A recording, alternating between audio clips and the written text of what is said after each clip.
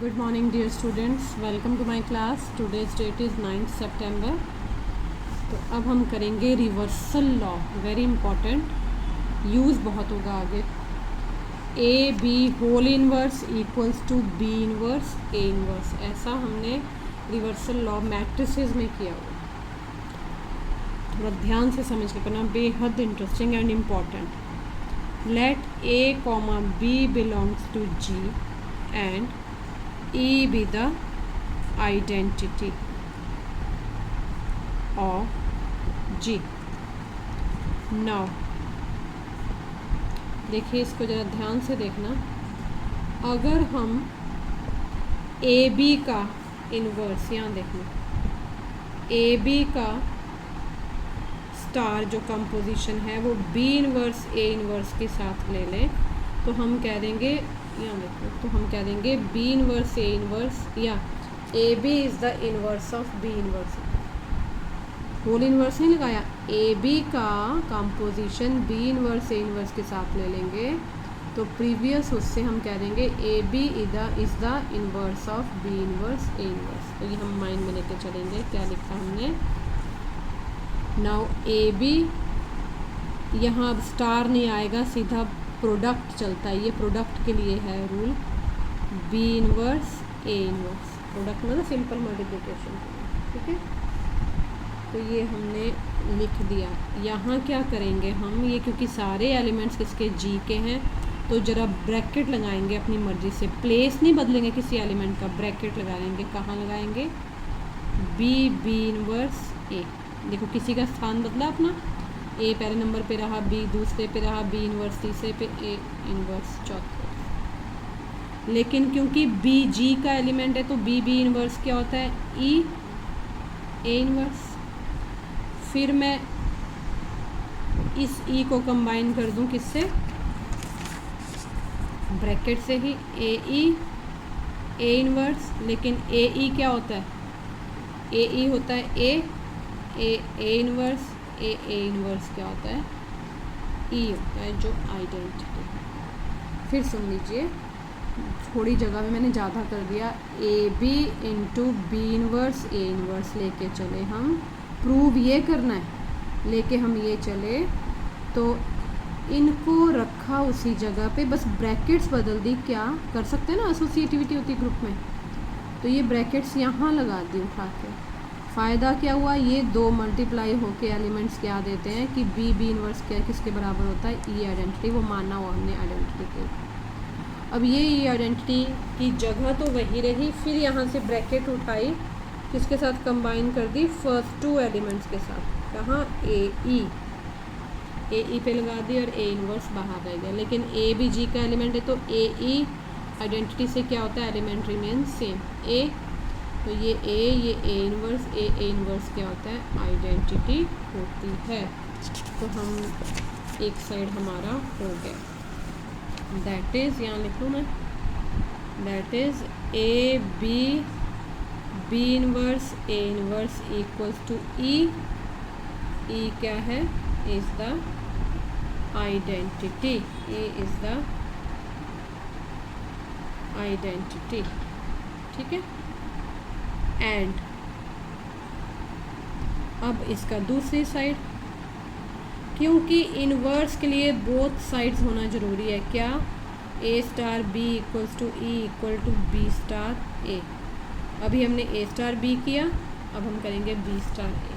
अब ये है B inverse A inverse A B. अब फिर से हम क्या करेंगे? ब्रैकेट्स उठाएंगे, एलिमेंट्स नहीं रहेंगे. ब्रैकेट्स कहाँ से उठे? A inverse A B. लेकिन ए इनवर्स ए क्या होता है? ई होता है, सॉरी आइडेंटिटी होती है ना. और मुझे लगता है बार बार बताने की ज़रूरत नहीं है. ए इनवर्स ए भी आइडेंटिटी होती है, ए इनवर्स भी आइडेंटिटी होती है. अब ये ब्रैकेट उठाई, ये लगा दी, चाहे हम इधर लगा दें चाहे हम इधर लगा दें, वो हमारी मर्जी है.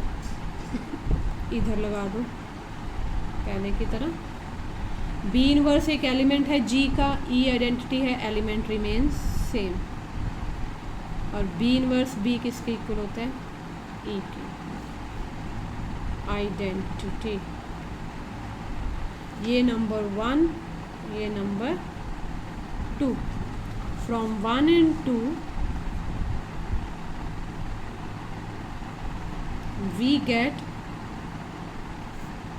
AB into B inverse A inverse equals to E is equals to B inverse A inverse into AB।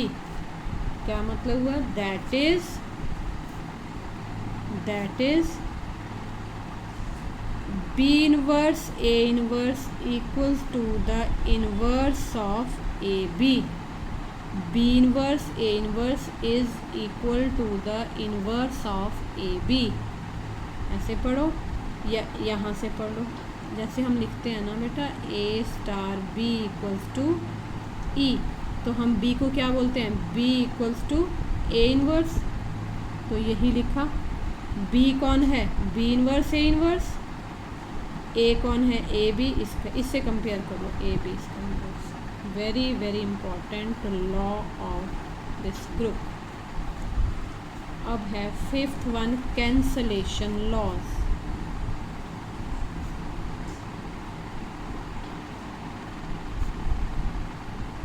Cancellation laws ये लिखवा दिए थे मैंने, अब प्रूव ही करना है। तो 3 एलिमेंट्स लेने पड़ेंगे। For A B C belongs to G we have A inverse भी G में होगा। G ग्रुप है तो उनके इन्वर्सेस भी G में होते हैं। B इनवर्स भी G में होगा। इवन दैट C इनवर्स भी G में होगा। जो ज़रूरत पड़ेगी हम ले लेंगे। Also A star A inverse equals to E is equals to A inverse star A, where E is the identity. ठीक है। उसके बाद now suppose that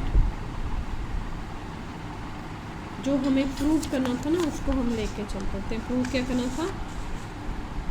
A star B equals to A star C लेके चलेंगे, वो imply करेगा B equal to C। तो जो लेके चलना उसको ले लेते हैं। ये सब चीज़ें हमें ऑलरेडी पता है, वो लिखी हमने। Now suppose that A star B equals to A star C implies, हम क्या करते हैं दोनों तरफ A इनवर्स। ध्यान रहे जब दोनों तरफ का मतलब होता है तो अगर लिए तो दोनों लेफ़्ट पे लेंगे, लिए तो दोनों राइट पे होंगे। जैसे मैंने A इनवर्स स्टार दोनों तरफ ले लिया तो यहाँ भी ये लेफ़्ट पे ही रहेगा। अब एसोसिएटिविटी लगाई, इधर आ गई ब्रैकेट, एलिमेंट्स का प्लेस नहीं बदलता।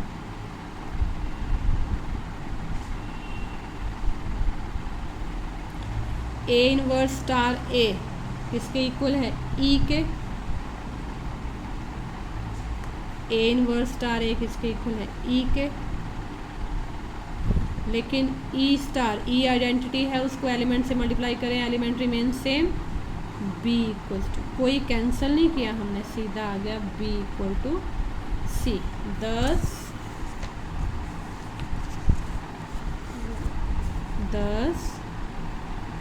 A star B equals to A star C implies B equal to C। Similarly second part क्या होता है उसी में है। सपोज दैट क्या लिखा हमने? B star A equals to, ये लेके चले C स्टार A, ये हम लेके चल पड़े। हमें क्या बताना है? फिर से B इक्वल टू C बताना। अब राइट साइड से कैंसिल होगा, पर हम कैंसिल नहीं करते, प्रॉपर्टी लगाते हैं। अब हम राइट साइड में A इनवर्स मल्टीप्लाई करेंगे, मल्टीप्लाई स्टार लेंगे, star A inverse C। A inverse लिए बिना बात नहीं बनती। फिर एसोसिएटिविटी लगाई, B स्टार इनको कंबाइन कर दिया, A star A inverse, C star A inverse. लेकिन A स्टार A इनवर्स किसके इक्वल है? E के।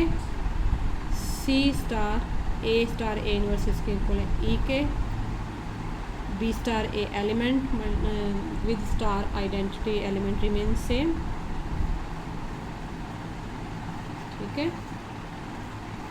thus B star A equals to C star A implies B equal to C. These are called